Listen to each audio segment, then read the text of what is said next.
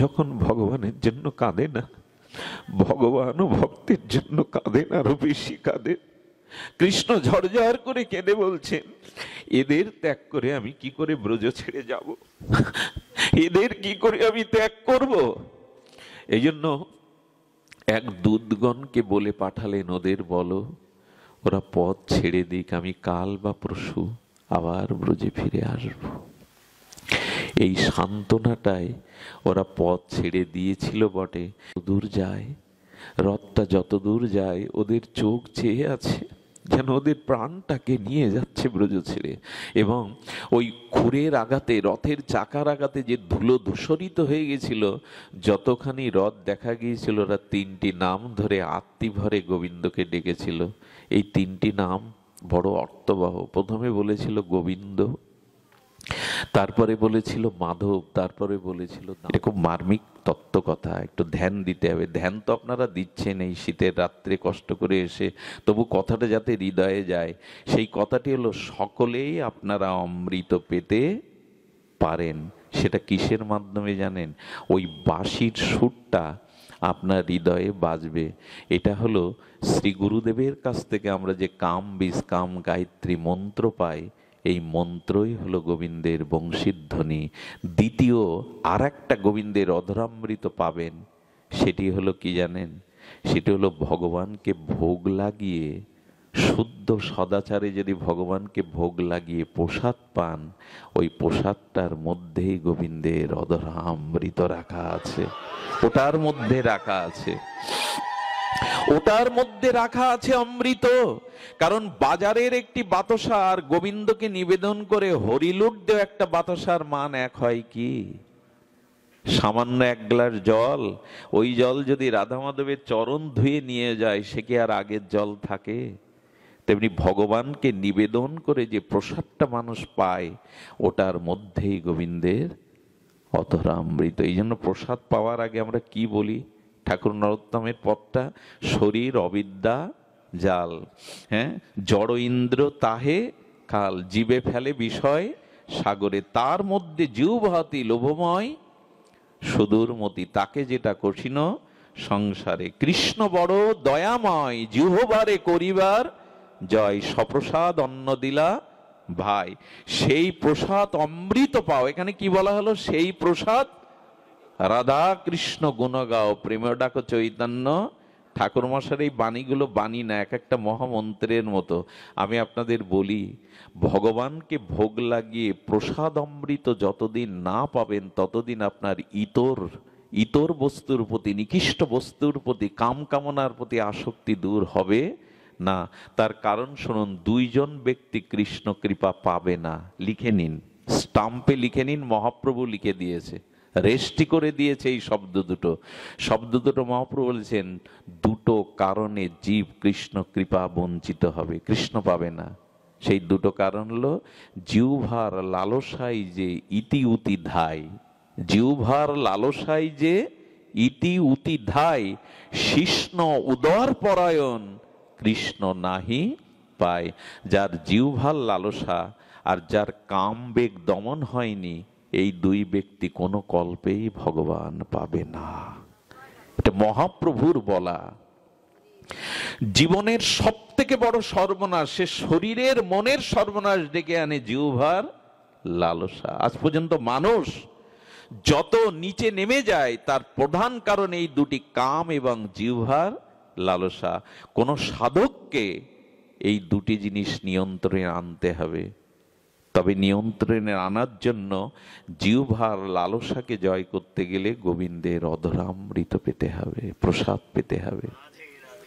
এটি যতদিন না হচ্ছে, অমৃত পাওয়ার কিন্তু সৌভাগ্য আমাদের ছিল। ব্রাহ্মণ হতে চণ্ডাল যেমনই হোক, যদি কেউ গোবিন্দের প্রসাদ পায়, সেটা শ্রদ্ধান্বিত হয়ে প্রসাদ পায়, তবে সেই প্রসাদের মাধ্যমেই তার ভিতরে গোবিন্দের অধরামৃত প্রবেশ করে। এই জন্য অনুরোধ করব, হাত জোড় করে, জিহ্বার লালসাকে নিয়ন্ত্রণ করতেই হবে। দেখুন জিহ্বার অস্তিত্ব, কারণ পৃথিবীর সব ইন্দ্রগুলো শীতল হয়। কি হয়? দুটো জিনিস যত বয়স বাড়ে তত তার যৌবন ফিরে আসে, একটা হলো জিহ্বার আর একটা হলো মনের। এরা দুজন কখনো বৃদ্ধ জড়ো জড়ো, চোখ কান নাক মুখ শরীর সব জড়ো জড়ো হয়ে যাবে, শক্তি হারিয়ে ফেলবে, এই দুটো শক্তি বেড়ে যাবে। কিছু মনে করবেন না, বৃদ্ধ হলেই আরো জিহ্বার লালসা বেশি বাড়ে। অপরাধ নিলেন কি বয়স্করা? না, অপরাধ নিয়েন না, কারণ জিহ্বার যৌবনত্ব কমে না। আর মৃত্যুর সময় শরীর ইন্দ্রিয় অবশ হলেও মন থাকে যৌবনাবতী। মন কখনো বৃদ্ধ হয় না। তো মনে থাকে কাম, আর ইন্দ্রিয় রূপ জিহ্বা আমাদেরকে বিপদগামী করে। তাই অনুরোধ করব, একটু প্রসাদ পান, আর একটু মনটাকে কামটাকে জয় করবার জন্য নামটাকে, যেথান রাম সেথা নাই কাম, যেখানে নাম আছে এখানে কাম থাকতে পারে না। দুটোর একটা, সূর্যে কখনো অন্ধকার আসবে না, যেখানে রাম আছে সেখানে কাম নাই, আর যেখানে কাম আছে সেখানে রামের দেখা নাই। অনুরোধ করব, এই দুটো জিনিস নিয়ন্ত্রণের মাধ্যমেই নাম ফলবিত হবে, গোবিন্দের অধরামৃত পাবে। তো সময় অনেক চলে গেছে, আসুন আমরা গোবিন্দের জন্য একটুখানি তার সাথে যুক্ত যুক্ত কিন্তু আমরা আছি। মাঝখানে যে সেটটা পড়েছে, আসুন আমরা সেই সেটটাকে ঘুচিয়ে গোবিন্দকে নিজের করি, গোবিন্দকে আমার করি। কেন করবেন না? কেন করবেন না? গোবিন্দ গোবিন্দ আমাদেরই, সেই আমাদেরই গোবিন্দের জন্য একটু প্রাণ ব্যাকুল হওয়া দরকার। পুত্রের জন্য, কন্যার জন্য, স্ত্রী পুত্রের জন্য যে ভালোবাসাটা দিয়েছেন। আচ্ছা, এই মালাটা যে মাতাজি করে এনেছেন, একটা ফুলে কি মালা হয় কখনো? আচ্ছা, এক গাছের ফুলেও কি এটা হয়েছে? এক গাছের ফুলে এটা হয়নি। অনেকগুলো ফুল গাছ থেকে চয়ন করে একটা সুতাতে গ্রথিত করেই মালা হয়েছে। গোবিন্দ কি বলছেন জানেন সর্বশেষে? এটি বলেই পাঠ বিশ্রাম। গোবিন্দ বললেন কি, যে ভালোবাসাটা আমাকে না দিয়ে স্ত্রীকে, পুত্রকে, দেহকে, ধনসম্পদকে, মান সম্মানকে দিয়েছ, ওই যে সুতা গেঁথেছ মোহমায়ার মালাতে, ভালোবাসার মালা গেঁথেছ, ওর মধ্যে একটা ফুল আমি হতে পারি না? ওদের মতো ভালোবাসা আমায় একটু দিতে পারো না? ওইটুকুই দাও, আমি বেশি দাবি করছি না, অন্তত ওইটুকু ভালোবাসা তুমি আমাকে দাও। অনেকগুলো গাছ থেকে যেমন ফুল দিয়ে মালা করেছো, তুমি যাদের ভালোবেসেছো ওই ভালোবাসার একটুখানি আমায় দাও। এটুকু তাকে দিতে পারি না? এটুকু যদি না দেই বড় ভুল হয়ে যাবে। ভুল তো হয়েই গেছে জীবনে। তাকে ভালো না বেসে যাদের ভালোবেসেছি তারা ভালোবাসার মূল্যায়ন করেনি। একটা জিনিস জানুন, যাকে যত বেশি ভালোবাসবেন পৃথিবীতে সব থেকে বেশি আঘাতটা তার কাছ থেকেই আসবে। এটা নিয়ম। এই জগতে যাকে যত বেশি ভালোবাসবেন আঘাতটা তার কাছ থেকেই বেশি আসবে, এটা নিয়ম। এই জন্য গোবিন্দকে ভালোবাসার নমুনা কোথাও নেই, ব্রজে ছাড়া নাই। গোপীদের মাঝে, ব্রজবাসীদের মাঝে ছাড়া এই ভালোবাসার দৃষ্টান্ত কোথাও নাই। আপনাদের চোখ মুখ দেখে একটা কথা বলবার ইচ্ছা জাগছে, সেই ইচ্ছাটা আমি অবদমিত করতে পারছি না, প্রকাশ করি সামান্য করে। এই ভালোবাসা, এই অনুরাগ, এই প্রাণ নিগ্রানো যে প্রীতি, এটা একমাত্র ব্রজে আছে, বৃন্দাবনে, আর কোথাও নাই। এই জন্য একটু ব্রজে, একটু গোপীদের কাছে চলে যেতে হবে, চলে যেতে হবে সেদিনের কথায়। কথাটা বলতে গেলে বড় দুর্বল হয়ে যায়। ডাক্তার বলেন তোমার চোখে লেন্স পরাতে হবে, জল ঝরিও না আর, কিন্তু চোখ তো বাধা মানে না। ভগবানকে ভালোবাসিনি বিধাই তো আজ অভিশাপ বয়ে বেড়াচ্ছি। যাদের ভালোবেসেছি তারা ভালোবাসার মূল্যায়ন কেউ করেনি। আসুন গোপীদের ভালোবাসার এক কিঞ্চিত আমরা একটু আস্বাদন করি সামান্য। যেদিন অক্কুরুর এসেছিল না গোবিন্দকে নিতে, অক্কুরুর যেদিন রথ নিয়ে এলো, ওই দিন সকালের সূর্য ওঠেনি, চারিদিকে পূর্ব দিগন্তটা একটু ফর্সা হয়েছে। সেদিন ব্রজবাসীদের কি দশা জানেন? গোবিন্দ অক্কুরের রথে উঠে ব্রজ থেকে বিদায় নেবে। এই জন্য সেদিন ভোরবেলা গাভীগুলো কৃষ্ণের দিকে চেয়েছে, তাদের চোখ দিয়ে দর দর করে প্রেমাশ্রু পড়ছে। প্রাণনাথ, আমাদেরকে তো কেউ ভালোবাসেনি, আমরা পায়ে পাদুকা পরি না বলে তুমি নন্দ রাজার রাজ পরিবারে এলেও আমরা গাবিগণ পায়ে পাদুকা দেই না বলে তুমিও কোনোদিন বৃন্দাবনে পাদুকা পরনি। তোমার বংশীর ধ্বনিতে গোষ্ঠে আমাদের নিয়ে গেছো। গাবিগুলো কাঁদছে আর বলছে, কৃষ্ণ বলতে পারো কাল থেকে বংশীর ধ্বনিতে কে আমাদের ব্রজে নিয়ে যাবে? তুমি তো বিদায় নিচ্ছ, কে নিয়ে যাবে বলতে পারো? আপনারা জানেন রাধারানী এবং কৃষ্ণের পক্ষ নিয়ে সুখসারী তারা তাদের ঝগড়া বলবো না, কীর্তনই করত। সুখসারী গোবিন্দের দিকে চেয়ে নীরব হয়ে গেছে। কে যেন বলছেন, সুখ আর গাইবে না, রাধা মাধবের দ্বন্দ্ব আর করবে না। বলে, যার জন্য গান গাওয়া সে যদি ব্রজ থেকে চড়ে যায়, কার জন্য গাইবো বলতে পারো? শ্যামকে নিয়েই তো আমাদের গীত। শ্যাম যদি না থাকে কার জন্য গাইবো? সুখসারী নীরবে অশ্রু ফেলছে গাছের শাখা পড়ে। মাঝে মাঝে তাকিয়ে দেখছে ফুলগুলো প্রভাতে ফুটছে না, গোবিন্দ চলে যাবে, প্রাণনাদ ব্রজনাদ ব্রজ থেকে বিদায় নেবে, তাই ফুলদলে ফুলগুলোও যেন প্রকাশ হতে বাধা হয়ে দাঁড়িয়েছে। ফুলগুলো শোকে কাতর হয়েছে, তুমি চলে যাবে। এই যদি ওদের দশা হয়, নন্দ বাবার কি হচ্ছে, যশোদা মায়ের কি হচ্ছে? যশোদা মা মূর্ছিত হয়ে মেঝেতেই পড়ে আছে। কৃষ্ণ চলে যাবে একথা বলার আগে প্রাণটাই যেন যশোদার হৃদয় থেকে বেরিয়ে যাচ্ছে। যশোদার, কিন্তু নন্দ বাবা তো কর্তব্য করবেন। এই যদি এদের দশা হয়, গোপীদের কি দশা হয়েছে জানেন? রাধারানীকে ঘিরে ললিতা বিশাখা সখীগণ বসেছে। রায় রায় ঠাকুরানী শুনেছিস?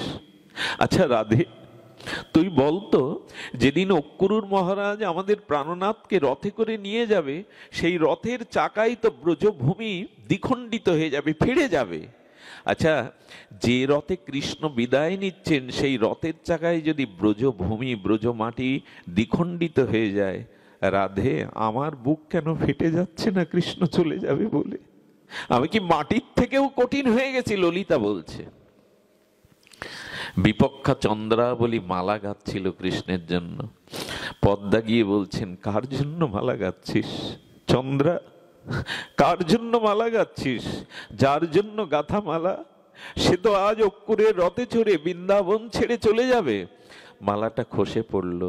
যার জন্য মালা, সে যদি চলে যায়, কার জন্য মালা গাথা? কিভাবে অনুরাগে ভালোবাসলে এই অনুভূতিগুলো জাগে। গোপীগণ এক জায়গায় বলছেন, না আমরা কৃষ্ণকে যেতে দেব না। ললিতা বিশাখা সমস্ত শোকে বৃন্দ ব্রজ সুন্দরী ততিগণ একত্রিত হয়ে বলছে, রাধা তুই নীরব কেন? রাধা তুই নীরব কেন?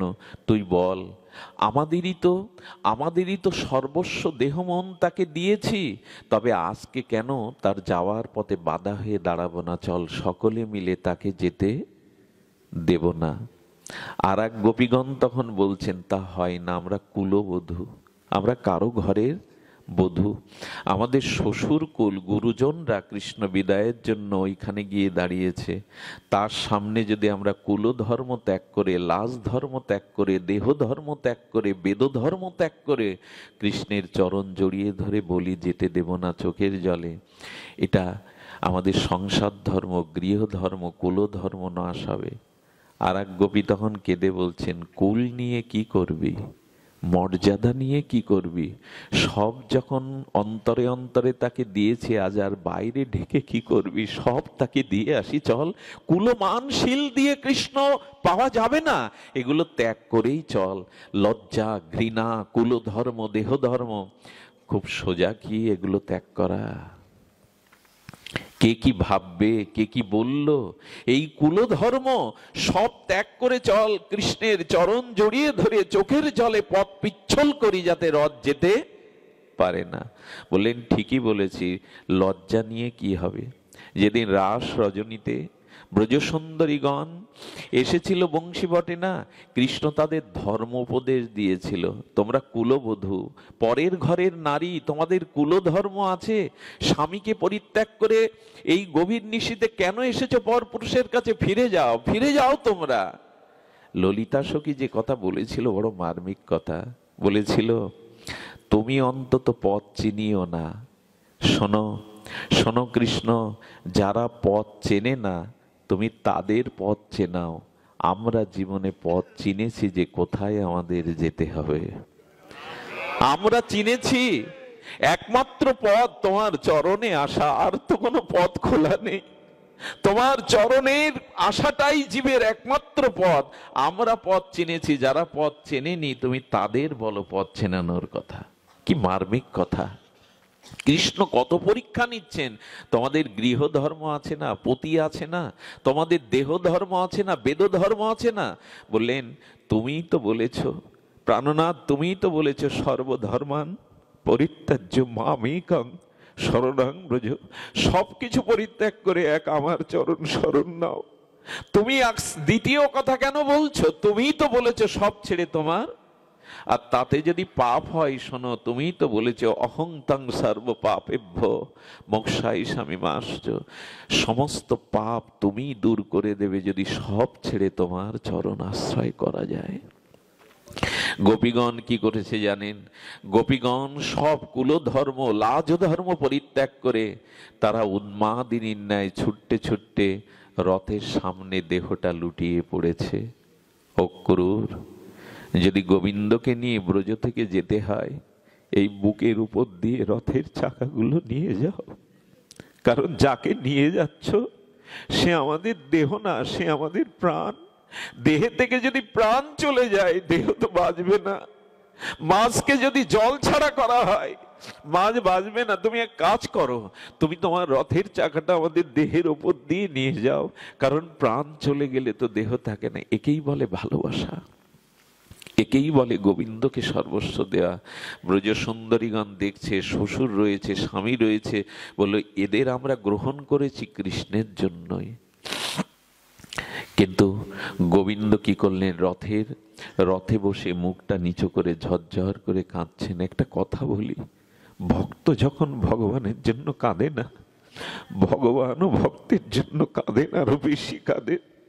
কৃষ্ণ ঝরঝর করে কেঁদে বলছেন, এদের ত্যাগ করে আমি কি করে ব্রজ ছেড়ে যাব? এদের কি করে আমি ত্যাগ করব? এই জন্য এক দূতগণকে বলে পাঠালেন, ওদের বলো ওরা পথ ছেড়ে দিক, আমি কাল বা পরশু আবার ব্রজে ফিরে আসব। এই সান্ত্বনাটাই ওরা পথ ছেড়ে দিয়েছিল বটে। দূর যায় রথটা, যত দূর যায় ওদের চোখ চেয়ে আছে যেন ওদের প্রাণটাকে নিয়ে যাচ্ছে ব্রজ ছেড়ে। এবং ওই খুরের আঘাতে, রথের চাকার আঘাতে যে ধুলো ধূসরিত হয়ে গেছিল, যতখানি রথ দেখা গিয়েছিল, ওরা তিনটি নাম ধরে আত্মি ভরে গোবিন্দকে ডেকেছিল। এই তিনটি নাম বড় অর্থবহ। প্রথমে বলেছিল গোবিন্দ, তারপরে বলেছিল মাধব, তারপরে বলেছিল দামোদর। আচ্ছা, এত নাম থাকতে এই তিনটে নাম গোপীরা অশ্রু বর্ষণ করতে করতে আত্মীভরে কেন ডেকেছিল জানেন? এই গোবিন্দ নামটা দিয়েছিল ইন্দ্র। ইন্দ্র যেদিন সপ্তদিন বাদল বৃষ্টি দিয়ে ব্রজবাসীদের মারতে চেয়েছিল, কিন্তু ব্রজবাসীদের তো কিছু করতে পারেনি, তখনই ইন্দ্র ধ্যানের দ্বারা জেনেছিল ইনি আমার ইষ্ট দেবতা। তাই চোখের জলে ইন্দ্র গোবিন্দের চরণ ধুয়েছিল। সেই জায়গাটা গোবিন্দ কুণ্ড নামে খ্যাত। আজও আছে বিরল এই স্থান। যাওয়ার সৌভাগ্য হয়েছে কয়েকবার। গোবিন্দ কুণ্ডে যাবেন যদি বৃন্দাবনে যান। ইন্দ্রের চোখের জল আর সুরভি গাভীর দুগ্ধ দিয়ে যে গোবিন্দের পাদ স্খলন করেছিলেন, সেই জলটাই গোবিন্দ কুণ্ড হয়ে যায়। আর ইন্দ্র সেদিন বলে, তুমি শুধু আমার প্রভু নও, তুমি গোপীদেরও তুমি ইন্দ্র, তুমি তাদের দেবতা। ইন্দ্র মানে তুমি তাদের দেবতা। তাই ইন্দ্র নাম রেখেছিলেন গোবিন্দ। গোপীরা গোবিন্দ বলছে কেন জানেন? গোবিন্দ, সেদিন যদি গিরিরাজ ধারণ করে আমাদের প্রাণে রক্ষা করে রাখো, সেদিন কেন বাঁচিয়েছিলে, আজ যদি প্রাণ কেড়ে নিয়ে চলে যাবে? সেদিন কেন তুমি আমাদের রক্ষা করেছিলে? যদি রক্ষাই করেছিলে, আজ প্রাণে বধ করে কেন চলে যাচ্ছ প্রাণ নিয়ে? এই জন্য গোপীরা গোবিন্দ বলছেন। দ্বিতীয় বলছেন দামোদর। দামোদর কেন বললেন জানেন? হে প্রাণনাথ, এই জগৎ জীবকে তুমি অনন্ত অনন্ত কোটি বিশ্ব ব্রহ্মাণ্ডের জীবকে তুমি মায়ার দ্বারা বেঁধে রেখেছো, কিন্তু সেই গোবিন্দ তুমি মা যশোদার দড়ি কাটতে পারোনি, তার বন্ধন ছিন্ন করতে পারোনি। যদি মা যশোদার বাঁধন না কাটতে পারো, আজ কেন আমাদের প্রেমের বাঁধন কেটে চলে যাচ্ছ? হে দামোদর, তুমি তো ভক্তের প্রেম বন্ধন ছিন্ন করতে পারো না। তুমি ভগবান, তুমিই বলেছো অহং ভক্ত পরাধীন, তুমি ভক্তের প্রেমের বাঁধন ছিন্ন করতে পারোনি এই ব্রজে, তবে আজ কেন আমাদের এই অন্তরের প্রেমের বন্ধন কেটে চলে যাচ্ছ? তৃতীয়টা বলেছিলেন মাধব। মাধব কেন বললেন জানেন? মা মানে লক্ষ্মী দেবী, আর ধপ মানে স্বামী পতি। আমরা জানি লক্ষ্মী দেবীকে তুমি কখনো ত্যাগ করনি, তুমিও তো আমাদের প্রতি, সর্বস্ব তো তোমায় দিয়েছি, দেহ মন প্রাণ, তুমি কেন ত্যাগ করে চলে যাচ্ছ? লক্ষ্মী দেবীকে তো নারায়ণ চরণ ছাড়া করে না। এই আত্মীটে গোপীগণ ডাকতে ডাকতে ওখানেই মূর্ছিত হয়ে পড়লো। যখন রাধারানী সহ সবাই মূর্ছিত হয়ে পড়লো, চন্দ্রাবলী এসে কি বলেছিল জানেন? চন্দ্রাবলী বলল, ওগো কৃষ্ণের দিকে আর তাকিয়ে কেঁদো না, কৃষ্ণকে ফেরাবার চেষ্টা করো না, কৃষ্ণ আপনি একদিন ব্রজে আসবে, যদি বাঁচাতে হয় তবে রাধারানীকে বাঁচাও। রাধারানী যদি ব্রজে থাকে, রাধারানী যদি ব্রজে থাকে, তাহলে কৃষ্ণকে একদিন আসতেই হবে। রাধারানী যদি না থাকে ব্রজে, কৃষ্ণ আর কোনোদিন আসবে না। তাই রাধা বিপক্ষা চন্দ্রাবলীও এসে বলছেন, তোমরা রাধাকে সান্ত্বনা দিয়ে প্রাণে বাঁচাও, রাধারানী যদি থাকে তবে গোবিন্দকে একদিন আসতেই হবে। এই জন্য আমাদের ব্রজভজনে এত রাধা নামের মহিমা। আমরা রাধানিষ্ঠ এই কারণে, যারা একা কৃষ্ণের ভজন করে, রঘুনাথ দাস গোস্বামী বললেন তারা কপটী, আমি তাদের মুখও দেখব না। যারা যুগল, যারা গোপী সহে গোপীনাথের যুগল সেবা করে, আমি তাদের চরণ ধুয়ে তাদের জল মস্তকে নেব, পান করব, রঘুনাথ দাস গোস্বামী বললেন। এই জন্য আমাদের ভজন হলো এই ব্রজের যুগল ভজন। যত ভজন আছে, যত উপাসনা পদ্ধতি আছে, এই বৃন্দাবনের প্রেমময় ফুলময় আনন্দময় বৃন্দাবনের যুগল ভজনই হলো আমাদের একমাত্র আনন্দের উৎস। অনেক রাত, বহু দূর থেকে এসেছেন, আপনাদের সকলকে অনুরোধ করব একটি প্রার্থনার জন্য। যিনি আজ এই অনুষ্ঠানটা দিচ্ছেন, এই মাতাজি প্রায় 2 মাস ধরে চেষ্টা করছেন। উনি নাকি স্বপ্নে দেখেছেন যে বাড়িতে ভাগবত দিচ্ছেন এবং এই অধমকে নিয়েই দিচ্ছেন। তার ইচ্ছাটি সাকার করবার জন্য যে আপনারা পায়ের ধুলো দিয়েছেন, অনুকম্পা কৃপা করে এই শীতের রজনীতে এসেছেন, ওনার পক্ষ থেকে আপনাদের সকলের চরণে আবারও একবার প্রণাম। ওনাদের জন্য আশীর্বাদ করবেন, ওনারা যাতে কৃষ্ণমুখী হতে পারে। আপনাদের এই কথা বলেই আজকের মতো হরিকথার বিশ্রাম।